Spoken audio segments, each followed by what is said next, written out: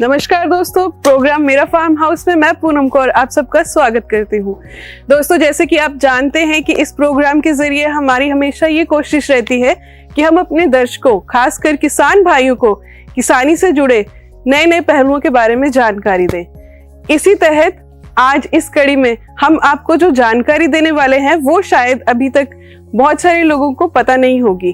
आज हम आपको जानकारी देने वाले हैं हाइड्रोपोनिक खेतीबाड़ी के बारे में, जिसे कि हम फ्यूचर ऑफ एग्रीकल्चर भी बोल सकते हैं, फ्यूचर फार्मिंग या फ्यूचर ऑफ फूड प्रोडक्शन भी बोल सकते हैं।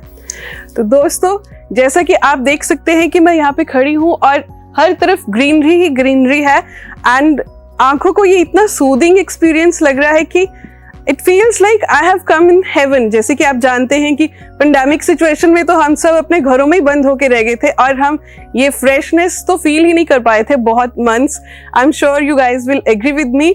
और मुझे लगता है कि आज की डेट में ऐसी जगह पे जाके जहाँ पे हमें फ्रेश एयर, फ्रेश फूड मिल रहा है, दैट्स अ लग्जरी आजकल के टाइम में।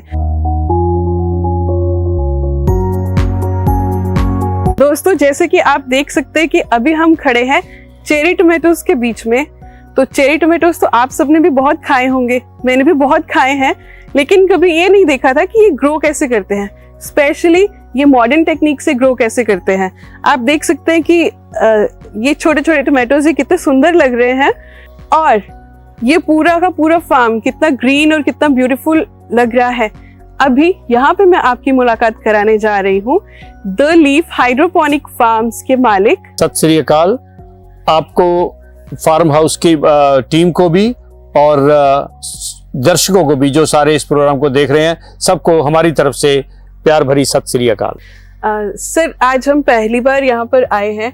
हमने बहुत सुना था कि अभी एक मॉडर्न टेक्निक से फार्मिंग होती है, तो ये सौभाग्य हमें आज पहली बार प्राप्त हुआ है। तो आप सबसे पहले हमारे दर्शकों को, हमारे किसान भाइयों को ये बताएं कि ये फार्मिंग करने का आइडिया आपको कहाँ से आया? देखिए, ऐसा था कि मैंने अपने पढ़ाई के कैरियर में 3-4 साल पढ़ाई छोड़कर खेती की। तो एक बड़ी पुरानी कहावत है खेती में, वो थी कि मिट्टी से मिट्टी होना पड़ता है किसान को जी। तो इसलिए किसान के बेटे जो हैं वो फार्मिंग को अपना प्रोफेशन नहीं अडॉप्ट करते थे।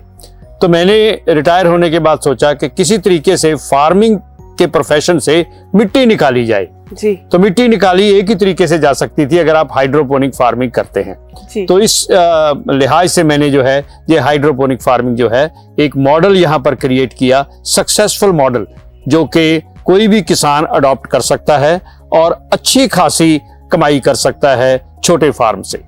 That's wonderful।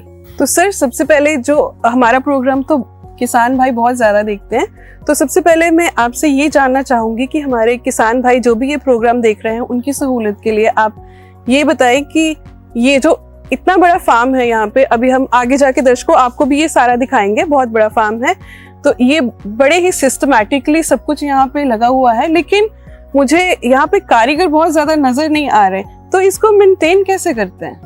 देखिए, ऐसा है कि ये जो हमारा फार्म है 2000 स्क्वायर मीटर में है जी, और ये पूरे का पूरा ऑटोमेटिक है जी। इसमें कोई भी जो काम है वो मैनुअल नहीं करते, सिर्फ तोड़ाई का काम जी, लगाई का काम और इनको जो रख रखाव थोड़ा बहुत करते हैं। बाकी इरिगेशन और सब कुछ इसका जो है वो ऑटोमेटिक कंप्यूटर कंट्रोल्ड है। कितने बजे कौन सी मोटर ऑन होनी है, कितने बजे क्या होना है। पूरे फार्म पे हमारे 2 लेबर हैं परमानेंट जो यहाँ काम करते हैं, वो भी पूरी वर्दी पहन के करते हैं। ऐसा नहीं कि उनके जो कपड़े हैं वो मैले होते हैं या गंदे हो जाते हैं, बिल्कुल किसी का कोई कपड़ा, कोई दाग, कोई मिट्टी है ही नहीं है, तो कहाँ किसी के दाग लगेगा इसमें। तो 2 ही लेबर हमारे जो हैं वो इस फार्म पे काम करते हैं। That's wonderful.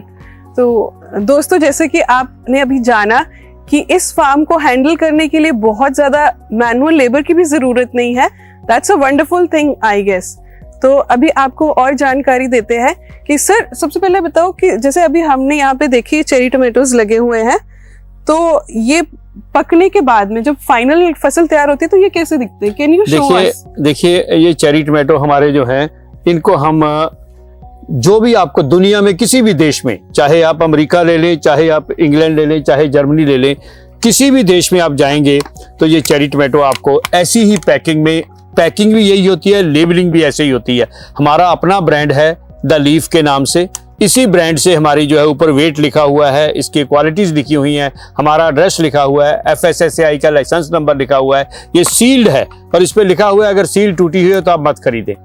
तो ये बिल्कुल इंटरनेशनल पैकेजिंग, फूड सेफ्टी के लिहाज से, और ये बायोडिग्रेडेबल पैकिंग में जो है हमारा ये जाता है। ये लाल कलर का चेरी टोमेटो है, ये पीले कलर का चेरी टोमेटो है।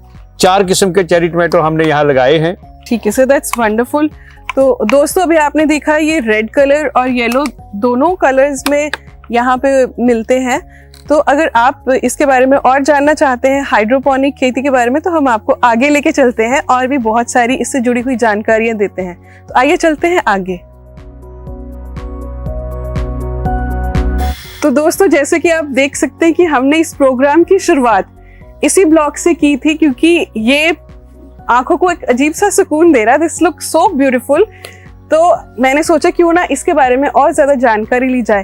तो अभी हम सर से पूछते हैं कि ये क्या है। मेरे हिसाब से तो ये लेटस है, लेकिन ये मुझे लग रहा है कुछ स्टेजेस हैं। I am not very qualified to tell you. तो सर से ही पूछते हैं कि ये क्या है, कौन कौन सी क्रॉप्स लगा रखी हैं और ये डिफरेंट क्यों रखी गई हैं। Sir can you please tell. ये जो है ये सेक्शन हमारा जी NFT का सेक्शन है, जो कि हाइड्रोपोनिक का ही एक सिस्टम है, जिसमें ग्रीन्स उगाए जाते हैं, सैलड्स उगाए जाते हैं। Okay. इसमें हमने कई किस्म के 4 किस्म की लेटस है इसमें, जैसे ग्रीन लेटस है, रेड लेटस है, बटरहेड लेटस है, रोमेन लेटस है, और आपकी जो है 4 किस्म की ये लेटस है हमारी। और बेबी स्पिनिच है। Okay. उसके बाद बॉक चॉय है, पाक चॉय है, चाइनीज कैबेज है। Okay, ये सारा इसमें सारा इस सिस्टम में जो भी क्रॉप आपकी 45 डेज से कम समय लेती है काटने का और फ्लावरिंग नहीं करती है, वो सारी की सारी इस सिस्टम में उगाई जाती है, which is called nutrient film technique, जिसे NFT कहते हैं। ये सेक्शंस होते हैं, जैसे उस पर्टिकुलर सेक्शन में हमारी हार्वेस्टिंग चल रही है अभी we are harvesting in that. इस सेक्शन में नेक्स्ट हार्वेस्टिंग होगी, उसके बाद ये सेक्शन है हमारा, उसके बाद वो सेक्शन है, क्योंकि ये कंटिन्यूस आपकी हार्वेस्टिंग चलनी चाहिए। तो इस तरीके से स्टैगर्ड फैशन में इनको उगाया जाता है। तो दोस्तों अभी हमने जाना कि ये सिस्टमैटिक तरीके से इसको किया जाता है। तो ये मुझे दिख रहा है जैसे कि सर ये PVC पाइप्स लग रहे हैं ना।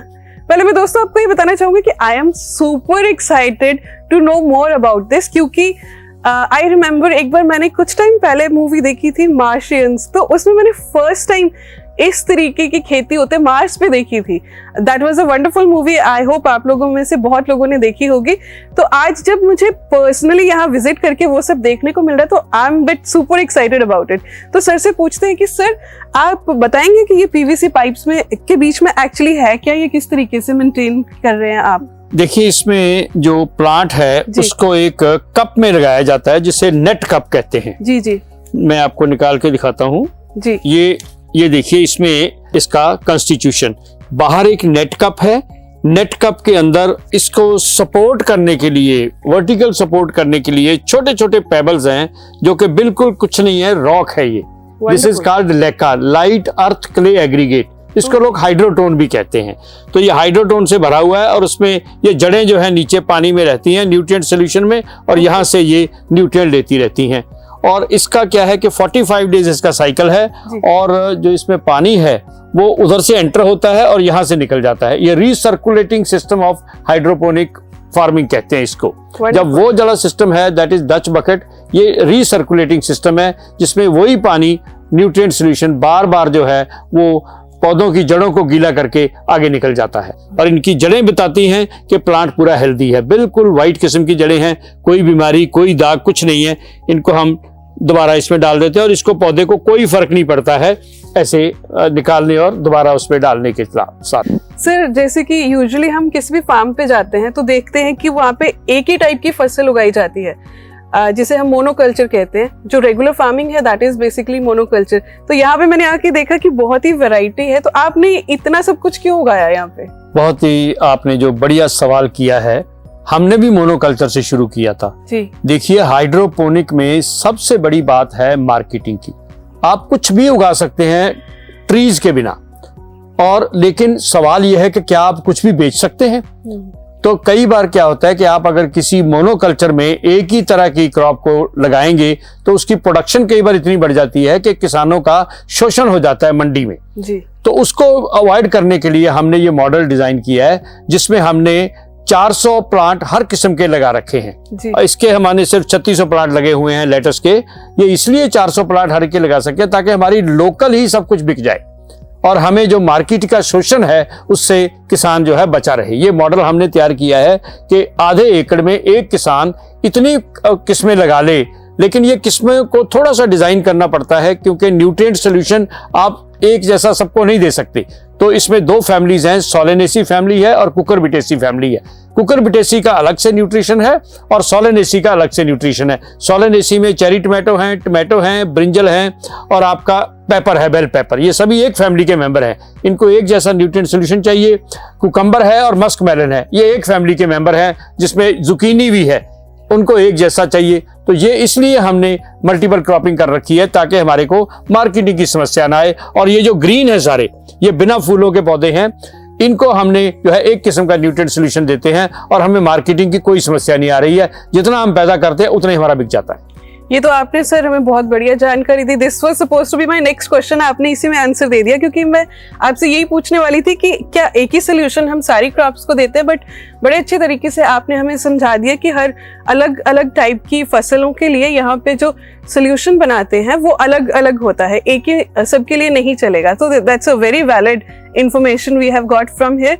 तो सर अभी जैसे मैं देख रही हूँ कि ये तो चलो आपने हमें दिखा दिया कि ये बड़ी ही क्लीनिंग है, साफ सुथरा है, मतलब एक सूखा हुआ पत्ता भी नहीं दिख रहा, कहीं से भी ये नहीं दिख रहा कि क्रॉप में कोई डिफॉर्मिटी है। तो क्या आप बताएंगे कि ये इसको इतना मेंटेन कैसे करते हैं आप? ये ऐसा होता है कि हाइड्रोपोनिक सिस्टम है। जैसे आपको पता होगा कि पहले किसी के 12-12, 15-15 बच्चे हो जाते थे जी, तो उसमें से 2-4 बीमार भी हो गए, एक आध चला भी गया तो कोई दिक्कत नहीं आती थी, लोग परेशानी वो टॉलरेट कर लेते थे। आज सबके 1-1, 2-2 बच्चे हैं तो बच्चे उसका बड़ा इंटेंसिव केयर रखते हैं। तो उसी तरीके से हाइड्रोपोनिक सिस्टम में एक-एक प्लांट का, एक-एक फ्रूट का पर्टिकुलरली केयरफुल जो है वो रहा जाता है, इसकी केयर की जाती है, इसलिए आपको कोई भी बीमार पौधा यहाँ जो है नजर नहीं आएगा। That's wonderful. सर एक और क्वेश्चन मेरे माइंड में आ रहा है, स्ट्राइक कर रहा है कि जैसे भी हम किसी फार्म पे जाते हैं या फिर यूजुअली घरों में भी देखते हैं, हम प्लांट्स लगाते हैं, वो सबके घर पे होते हैं थोड़े बहुत, तो वहाँ पे हम देखते हैं कि मधुमक्खियाँ होती हैं एंड पॉलिनेशन के लिए that is also a process. अब यहाँ पे देख रहे हो सब कुछ इतना साफ है, एक मक्खी का नामो निशान भी नहीं है, तो आप यहाँ पे पॉलिनेशन कैसे होती है, उसके लिए क्या टेक्निक यूज करते हैं? ये बड़ा अच्छा आपने सवाल किया है। मधुमक्खी जो है दुनिया का सबसे इम्पोर्टेंट जानवर डिक्लेयर हुआ है पॉलिनेशन की वजह से, क्योंकि यहाँ सारा क्लोज्ड एनवायरनमेंट है, कोई मक्खी मच्छर अंदर आ नहीं सकता है। तो पॉलिनेशन के लिए यहाँ हम मैकेनिकल इक्विपमेंट यूज करते हैं। हमारे पास 2 किस्म के इक्विपमेंट हैं। एक तो हमने ये दोनों इम्प्रोवाइज कर रखे हैं हमने, ये कोई इस काम के लिए नहीं बने हैं। ये तो एक वाइब्रेटर है जो फेशियल मसाज के लिए इस्तेमाल होता था, तो मैंने कहा इसको हमने ऐसे, जैसे इसको चला के अब देखते हैं तो ये वाइब्रेट करता है, तो ये प्लांट के साथ लगा देते हैं और प्लांट को वाइब्रेट कर देता है। जैसे मधुमक्खी वाइब्रेट करती है उसी तरीके चलता है। अगर कोई हमारे को सिंगल उसके करना हो, उसके लिए हम ये छोटा टूथब्रश जो होता है आपका, इसको हमने तोड़ रखा है, तो इसका भी हेड जो है वाइब्रेट कर रहा है। तो ये हम अभी आपको लगा के दिखाएंगे कैसे ये वाइब्रेट करता है, ये आपको दिखाएंगे। Cloud of pollen will come out of the flower when we touch this small equipment with the plant. We'll show that to you. Wonderful. दोस्तों आओ फिर हम चलते हैं और आपको दिखाते हैं कि यहाँ पे पॉलिनेशन कैसे होती है। तो दोस्तों अभी सर हमें यहाँ पे पॉलिनेशन करके दिखाएंगे कि ये अपने इक्विपमेंट्स के साथ यहाँ पे पॉलिनेशन कैसे करते हैं। तो आइए देखते हैं। ये देखिए, ये वाइब्रेटर है, फेशियल वाइब्रेटर। नॉर्मली इसको ऑन किया जाता है जी। इसको किया जाता है, ये अब चल पड़ा है, इट डज नथिंग। इसको जैसे ही आप प्लांट को टच करेंगे तो पूरा प्लांट जो है ये वाइब्रेट करने लग गया। तो इसका वही इफेक्ट हुआ है जो शहद की मक्खी फ्लावर के ऊपर करती है जब पंख मारती है, तो उससे पोलन ग्रेन शेड हो जाएंगे और इसका जो है पॉलिनेशन कंप्लीट हो जाएगा। तो ये बस सिर्फ ऐसे करना है। हमारा आदमी जो है वो ऐसे ऐसे जाते हर प्लांट को टच करेंगे, प्लांट ऊपर तक वाइब्रेट कर देगा। ये कोई 1200-1500 रुपए की इक्विपमेंट है, कोई ज्यादा महंगी भी नहीं है। चलिए वाइब्रेट करते हैं, मैं आपको दिखाता हूँ एक कैसे। ये छोटा जो आपका ऑटोमेटिक टूथब्रश है उसको हमने आगे से तोड़ रखा है, उसका ब्रश निकाल दिया है और उसको तोड़ दिया है। तो इसकी जो ये रॉड है ये वाइब्रेट करती है। देखेंगे आप कि यहाँ पर इसको ना थोड़ा नजदीक से फोकस करेंगे आप तो क्लाउड पोलन का निकलेगा। इस फ्लावर पे आप करें फोकस, ये देखिए आप, yes. Can you see that? Yes, I can see. हाँ, That's quite मैं आपको और दिखाता हूँ। यहाँ देखेंगे आप कि इसमें से दोनों फ्लावर में से क्लाउड निकलेगा पोलन का। इसके ऊपर फोकस करें जरा, ये देखिए आप। Yes. Just see. Yes. एक धुआं सा निकल रहा है। Yes. वो धुआं सा कुछ नहीं है, it is a stream of pollen grains. Right. So the pollens are shed, they will fall on the stigma and complete the pollination. तभी ये टमाटर बनेंगे। अगर pollination नहीं होगा तो टमाटर बनेगा नहीं। हाँ, ये बहुत ही वैलिड चीज आपने बताई, क्योंकि दिस वाज हमारा इसका हमने टाइम ले रखा है। जैसे एक आदमी जो इस वाइब्रेटर से, हमारा एक जो वर्कमैन है वो आधे घंटे में या पौने घंटे में सारे प्लांट को एक बार इसको टच कर देता है। वंडरफुल। एक बार टच करने से ही पूरा प्लांट जो है उसको वाइब्रेशन हो जाती है और पॉलिनेशन जो है कंप्लीट हो जाता है। वंडरफुल।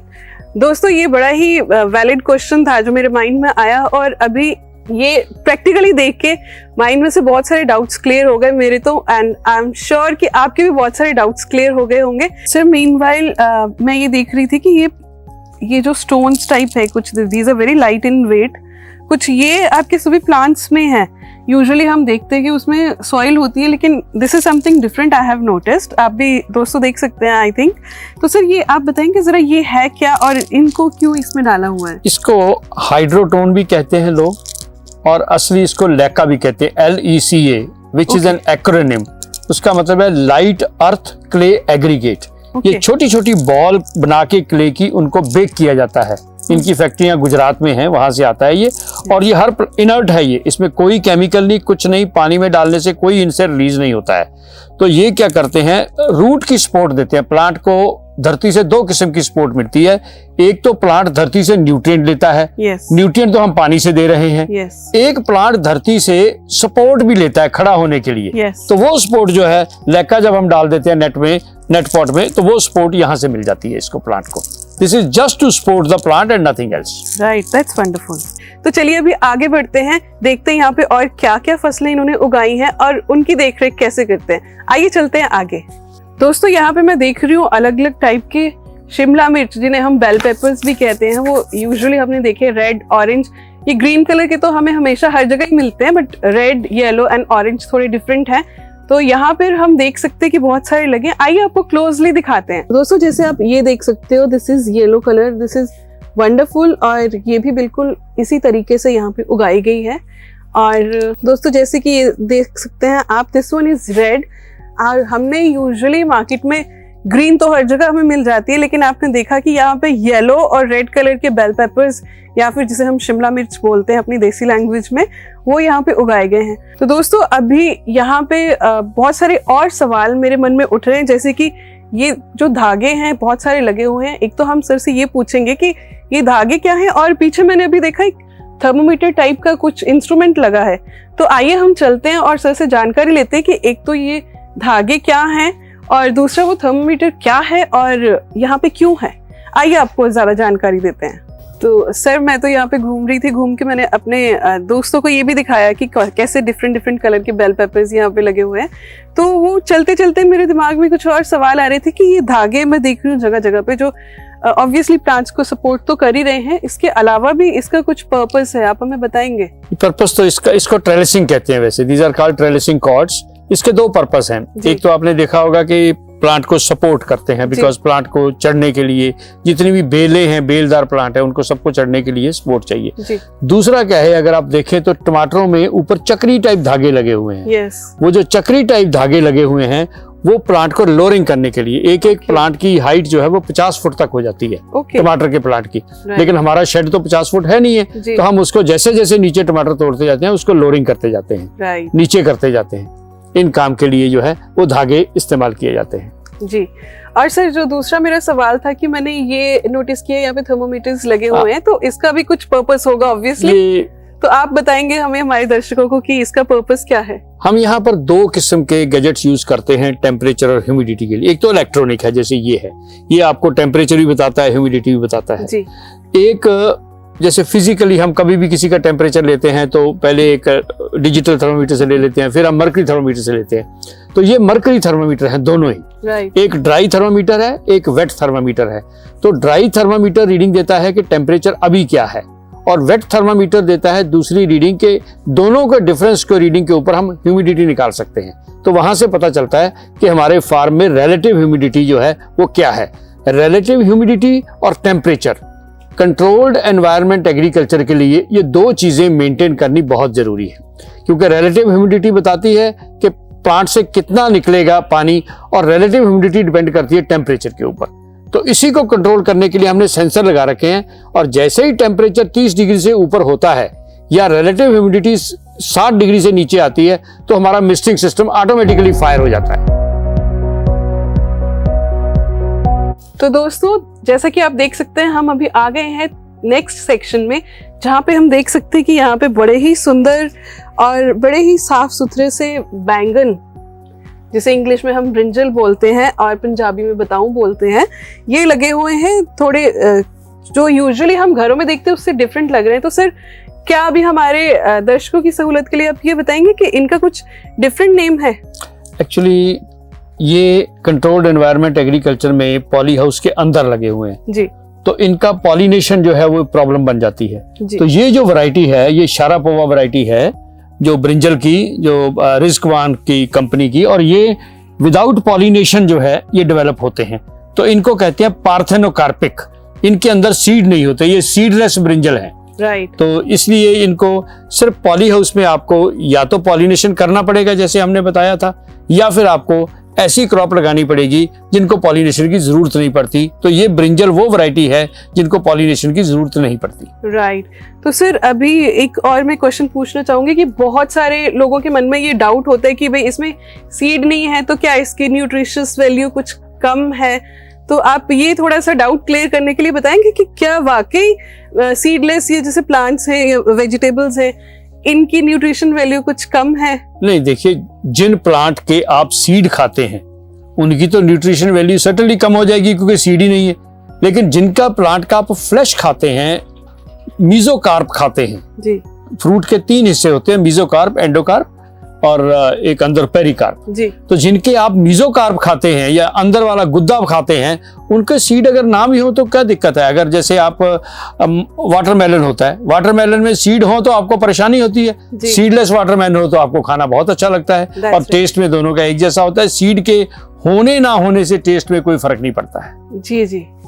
तो दोस्तों देखिए, बहुत ही वैलिड जानकारी सर ने हमें दी। आई एम श्योर आपके मन में भी ये डाउट्स आते होंगे, और अभी सर की बात सुन के ये डाउट आपका भी क्लियर हो चुका होगा कि कोई ज्यादा डिफरेंस नहीं है, सिर्फ उनको उगाने में थोड़ा सा 19-21 का डिफरेंस है। जैसे ये इंडोर है तो इसलिए ये इसमें सीड नहीं होता, एंड आई एम श्योर बाकी सारे आपके डाउट्स क्लियर हो ही चुके होंगे। तो अभी यहाँ की और जानकारी देने के लिए आपको नेक्स्ट रो में लेके चलते हैं, लेकिन जाते ही से पहले मैं एक और चीज यहाँ पे नोटिस की है, वो जो है कि यहाँ पे कुछ येलो कार्ड्स लगे हुए हैं बीच बीच में। तो सर से हम पूछते हैं कि ये येलो कार्ड्स का क्या कुछ खास वजह है यहाँ लगाने की? ये स्टिकी कार्ड हैं जी। अगर इसको आप ध्यान से देखें तो इस पे छोटे छोटे इंसेक्ट जो हैं वो स्टिक किए हुए हैं। यस। तो बजाय कि हम इसके ऊपर कोई स्प्रे करें इंसेक्टिसाइड की जी, तो वो जो इंसेक्ट हैं वो इसको फेरोमोन्स की वजह से या फिर इसको ऐसा सोच लेते हैं कि फ्लावर है और इस पे आके बैठते हैं और यही स्टिक कर जाते हैं, तो हमें उनको मारने की जरूरत नहीं पड़ती है। तो पौधे हमारे देखो आप बिल्कुल साफ सुथरे, कोई इस पे कोई निशान नहीं है किसी भी इंसेक्ट की अटैक का। तो इस तरीके से पौधे हमारे सेफ रहते हैं। और दूसरा एक और बात है, इससे हमें ये पता चल जाता है कि कौन सा इंसेक्ट आपके पॉली हाउस के अंदर है, क्योंकि वो यहाँ स्टिक किया होगा उसका कोई ना कोई मेंबर, तो उससे हम पता चल जाएगा कि हमारा कौन सा जो है वो पॉली हाउस के अंदर है insect. That's wonderful, that's actually a very smart way.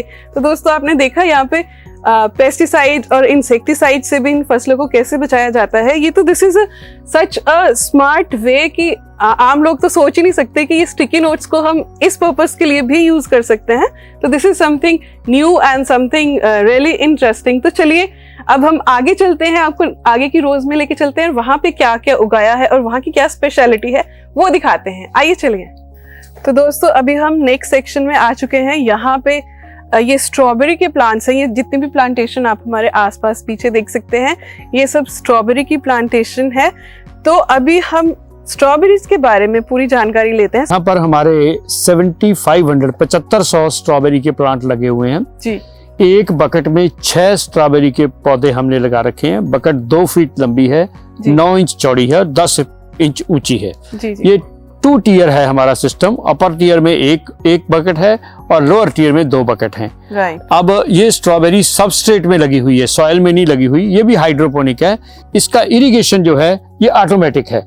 ये इनके हर बकेट में 4 ड्रिपर लगे हुए हैं और ये इरिगेशन पूरे का पूरा automatic controlled by a computer. वो डिसाइड करता है मंडे को क्या देना है, संडे को क्या देना है, फ्राइडे को लगाना है कि नहीं लगाना है पानी। वो हमने पहले फीड कर रखा है उसको। तो जिस दिन हमने फीड किया पानी देना उसी दिन देगा, बाकी दिन वो बंद कर देगा। अगर बारिश हो रही है बाहर तो बाहर हमारा एक सेंसर लगा हुआ है, तो पानी उस दिन वो अपने आप ही नहीं देगा कंप्यूटर के बाहर बारिश हो रही है तो पानी नहीं देना है आज। तो ये सारे का सारा फुली कंट्रोल्ड है। दूसरा इसमें टेम्परेचर कंट्रोल्ड है। आप देखें ऊपर इसके नोजल लगी हुई हैं। ये नोजल जो हैं ये मिस्टिंग नोजल्स हैं। जैसे ही टेम्परेचर 30 डिग्री के ऊपर जाता है तो ये पूरे का पूरा मिस्टिंग सिस्टम ऑटोमेटिकली फायर हो जाता है। सेंसर लगे हुए हैं। या ह्यूमिडिटी जो है अगर 50 से नीचे गिरती है तो भी ये फायर हो जाता है। आइदर और का लॉजिक इसमें लगा हुआ है। और जैसे ही टेम्परेचर जो है वो 29 के डिग्री आता है, 28 डिग्री आता है तो ये अपने आप बंद हो जाता है। पंखे भी इसके साथ ही चल पड़ते हैं। आपने देखा होगा यहाँ पंखे भी लगे हुए हैं, वो सर्कुलेशन भी करते हैं। अब आपने एक सवाल किया था पॉलिनेशन का।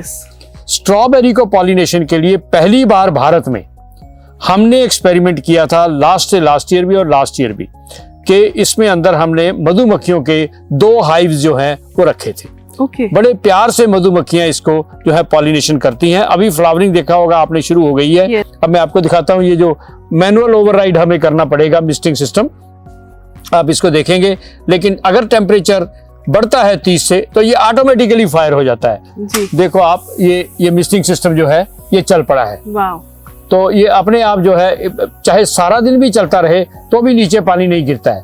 जो पहले भारत में लगाते थे ये फॉगर्स, वो नीचे पानी गिरा देते थे, 1-2 मिनट से ज्यादा उसको चला नहीं सकते थे। तो ये हमने जापानीज यूनिवर्सिटी टोक्यो से डिस्कस करके ये हमने मिस्टिंग सिस्टम यहाँ लगाया है। पहली बार ग्रीन हाउस में भारत में मिस्टिंग सिस्टम से ग्रीन हाउस को ठंडा हमने किया यहाँ पर। वंडरफुल। तो दोस्तों जैसे कि आप अभी देख रहे हैं कि सर ने पॉलिनेशन के बारे में भी हमें बता दिया कि यहाँ पे बीज रखी जाएंगे क्योंकि मैनुअल पॉलिनेशन यहाँ पे पॉसिबल नहीं है। तो अभी देखिए फॉग स्टार्ट हो गई है, जो कि आज टेम्परेचर कम है, इट्स नॉट बियॉन्ड 30, इसलिए इन्होंने मैनुअल करके दिखाया। तो आइए हम आपको भी दिखाते हैं कि अभी फॉग स्टार्ट हो गई है तो यहाँ पे कैसा माहौल होता है, हाउ डज इट लुक। तो चलिए देखते हैं। तो दोस्तों जैसे कि अभी आपने देखा यहाँ पे हमने फॉग सिस्टम दिखाया आपको अभी। तो अभी मेरी नज़र गई कि यहाँ पे मेरे पीछे कुछ स्ट्रॉबेरी के फ्रूट्स निकल आए हैं। स्ट्रॉबेरी तो हम सभी का फेवरेट प्लांट है। This is we can say king of berries, सभी को बहुत पसंद है एंड फुल ऑफ न्यूट्रिशन। तो इसका साइज देख के मुझे लगा कि एक बार सर से एक क्वेश्चन करते हैं कि ये अभी कौन सी स्टेज पे है और इसको पूरा ग्रो करने में कितना टाइम लग जाएगा सर? ये जो है ना स्ट्रॉबेरी, ये इनिशियल फ्रूटिंग है जो कि डिस्टॉर्टेड भी है थोड़ी, क्योंकि जो स्ट्रॉबेरी है ये ग्रेगेरियस फ्रूट बीरर है। इसमें ग्रेगेरियस फ्लावरिंग हो जाएगी और 15 दिन में देखेंगे आप पूरा व्हाइट हो जाएगा। और फिर जो स्ट्रॉबेरी लगेगी, अगर जिस भी फ्लावर की पॉलिनेशन प्रॉपर नहीं होगी तो वो फ्लावर थोड़ा सा डिस्टॉर्ट फ्रूट देगा। तो जिसकी पॉलिनेशन प्रॉपर हो जाएगी फिर आपको प्रॉपर शेप, कोनिकल शेप की स्ट्रॉबेरी आपको 15 दिन के बाद लटकती हुई मिलेंगी बकेट से बाहर। Very nice. दोस्तों आपने देखा कि किस तरह हमने आज यहाँ पे फार्म पे आके आपको इतनी डिफरेंट और इतनी बढ़िया जानकारी दी। भाई हम तो यहाँ से फुली सेटिस्फाइड होके जा रहे हैं। आई एम श्योर कि आप लोगों के भी बहुत सारे डाउट्स क्लियर हुए होंगे और आपको भी ये प्रोग्राम बहुत पसंद आया होगा। दोस्तों अब ज्यादा वक्त हमें इजाजत नहीं दे रहा इस प्रोग्राम को आगे बढ़ाने के लिए, लेकिन जाते जाते हम सर से पूछेंगे कि वो जाते जाते हमारे किसान भाइयों को क्या मैसेज देना चाहेंगे। मेरा एक ही मैसेज है मेरे देश के किसान भाइयों के लिए, किसानी एक पेशा है, इसको प्यार करो, अपने बच्चों को इसमें लाओ। कोई भी किसान का बच्चा मैंने देखा है किसानी नहीं करना चाहता, ये बड़ी मंदभागी बात है। लेकिन अगर आप मॉडर्न किसानी करोगे, बच्चों को भी साफ सुथरी व्हाइट कॉलर जॉब चाहिए, ब्राउन कॉलर जॉब नहीं चाहिए।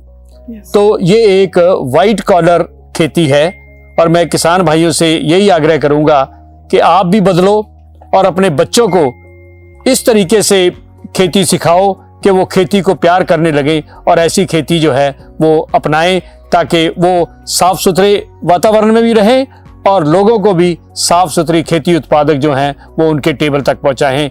इन शब्दों के साथ मैं धन्यवाद करता हूं मेरा फार्म हाउस टीम का, जिन्होंने इस ज्ञान को जो है उसका वितरण जो है वो पूरी दुनिया में करना है, और ये भी ऐसी जो है फार्मिंग टेक्निक को बढ़ावा देती हैं चीज़ें, और मैं इनके साथ इनका एक बार फिर धन्यवाद करता हूँ। आशा करता हूँ कि किसान भाई ऐसी टेक्निकों को जरूर अपनाएंगे। धन्यवाद। सत श्री अकाल। सर, आप हमारे प्रोग्राम में आए, आपने इतना सब हमारे दर्शकों को, किसान भाइयों को बताया, आपका बहुत बहुत धन्यवाद। Thank you. तो दोस्तों, ये था हमारा आज का एपिसोड प्रोग्राम मेरा फार्म हाउस का, जिसमें हमने आपको हाइड्रोपोनिक खेतीबाड़ी के बारे में जानकारी दी। आशा करते हैं कि आपको हमारा आज का प्रोग्राम बहुत ही पसंद आया होगा। तो हम मिलेंगे आपसे अगले प्रोग्राम में लेके कुछ नई जानकारी। तब तक के लिए खुश रहिए, तंदुरुस्त रहिए। नमस्कार।